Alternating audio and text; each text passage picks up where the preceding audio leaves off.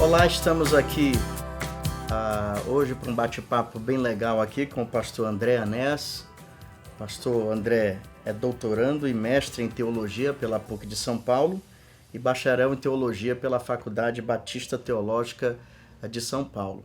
E é um prazer tê-lo aqui conosco, pastor, poder falar sobre o tema da questão da justiça social na vida de um cristão. É muito importante isso aí porque trata-se de algo relevante, algo que faz parte do cotidiano, não somente da vida em sociedade que vivemos, mas que isso também aborda questões do dia a dia, do cotidiano da igreja. E eu gostaria de fazer algumas perguntas aqui ao pastor André. Seja bem-vindo, pastor. Muito obrigado. Uma honra tê-lo aqui conosco. A honra é minha.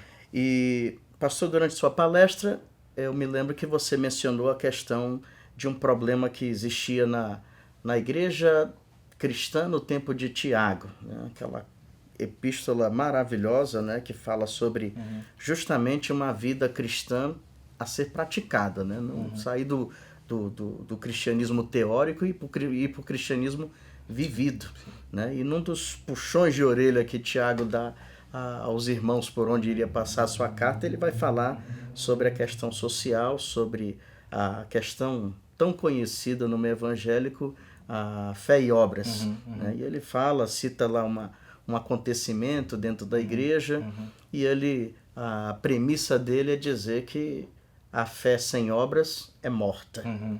E a minha pergunta, pastor, é a seguinte: por que no meio cristão existe ainda atualmente tantas igrejas ou então tantos meios cristãos onde o abismo entre a fé e obras é gigantesco ainda?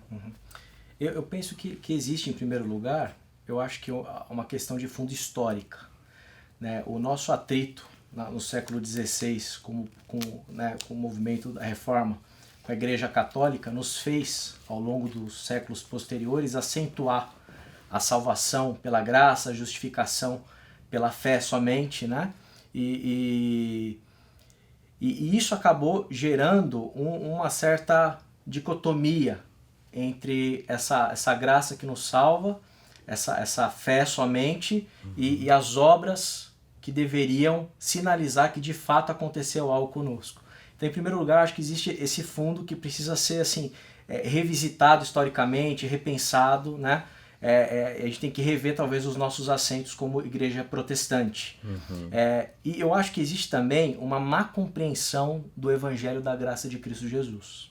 Porque quando a gente lê os evangelhos, a gente ouve Jesus falando, por exemplo, na parábola da casa sobre a rocha.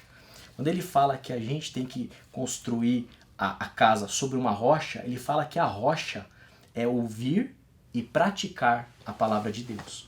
Então, a compreensão que cria uma dicotomia entre teoria e prática, entre escuta e vida prática, isso dificulta muito a compreensão do Evangelho e faz com que o Evangelho deixe de ser Evangelho, porque o Evangelho de Cristo, ele é necessariamente a junção das duas coisas. Se de fato nós dizemos e assinalamos, eu tive uma experiência de Deus, eu me converti, eu fui regenerado, estou no processo de santificação, a vida cristã, obrigatoriamente, ela tem que ser vivida na vida, no dia a dia, no passo a passo. Né? E isso precisa ser, isso obrigatoriamente vai acabar, como consequência, aparecendo na vida do cristão, que assinala que o Espírito do Cristo habita nele, amor, misericórdia, né? Esse olhar para a humanidade como Cristo olhou para a humanidade, como Deus olhou para a humanidade. Né? Então, portanto, eu penso que tem essas duas coisas. Né? Acho que em primeiro lugar, tem uma questão de fundo histórica que nos influencia ainda. A gente jogou fora, né? Acho que foi jogar água, foi a criança junto. E eu acho que há uma má compreensão, de fato, do que é evangelho. Evangelho é vida, no dia a dia, na prática. Muito bem, muito bem. Durante a sua explanação, você falou um pouco, eu gosto muito desse embasamento bíblico, isso é muito importante. Você citou aí as falas de Jesus, o relacionamento entre Deus e os profetas, essa missão que ele dava. E você também fez citação de alguns pensadores, de algumas pessoas, né?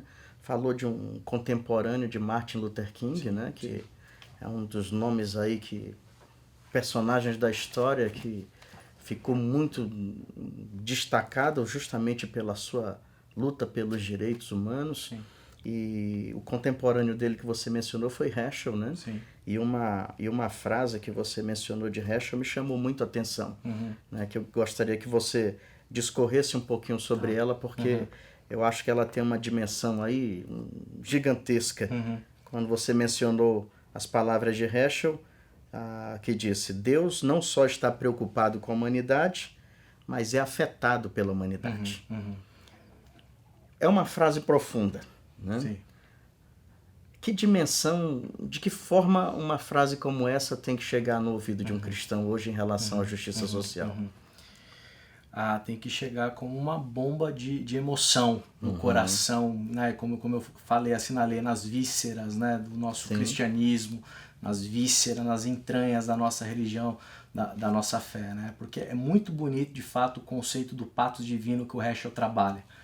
Aquela ideia, né, de que não há uma transmissão de mero conhecimento para o profeta mandar o recado de Deus, mas a ação profética, na verdade, é fruto do que Deus sentiu em relação aos males que a humanidade fez. Então, Deus está afetado. E isso tem que chegar para a gente de tal forma que a gente pense a nossa teologia cristã, porque na teologia cristã a gente vai entender que nós somos os embaixadores de Cristo. Então, de alguma maneira, na soberania divina, Deus decidiu que nós cristãos fôssemos os seus representantes na Terra. Se Deus, de fato, é afetado por aquilo que acontece de mal no mundo, e se ira, se incomoda, fica desconfortável, como Heschel sinaliza, quando nós nos colocamos como embaixadores desse mesmo Deus no mundo, como nós ficamos? O cristão também precisa ficar desconfortável no mundo onde há injustiça, onde há maldade, onde há desigualdade, onde há racismo, onde imperam valores e engrenagens maléficas. Nós precisamos, como cristãos, ou melhor, não é que precisamos de uma maneira simplesmente racional, seria a consequência lógica do fato de sermos a habitação do Espírito e sermos embaixadores dele aqui na Terra, sentirmos o patos que Deus sentiu lá no hebraísmo, no profetismo hebraico, né? Então, portanto, isso tem que fazer com que a gente reflita e repense o nosso próprio cristianismo. Se Deus é esse Deus que o Heschel fala, e eu sou embaixador desse Deus aqui na Terra, como eu me sinto diante dos males do mundo? Essa é a grande pergunta que cada um precisa fazer individualmente, e a gente precisa refletir isso também de forma comunitária. Como a nossa comunidade, que é embaixadora do Cristo na Terra, se sente diante dos males do mundo. Muito bem. Falamos então com o pastor André Anés, né, sobre esse tema aí tão especial, justiça social na vida de um cristão. Um tema que deve atuar como uma bomba emocional aí, como falou, né? Sim. O pastor. Pastor, queremos muito agradecer pela sua presença. Eu que agradeço. Agradecer muito aí por esse conhecimento compartilhado aí com todos nós, tá bom? Que Deus continue a abençoá-lo, tá bom? Amém. Muito obrigado a você que nos assistiu e lembre-se, em Boas Novas a gente sempre se encontra.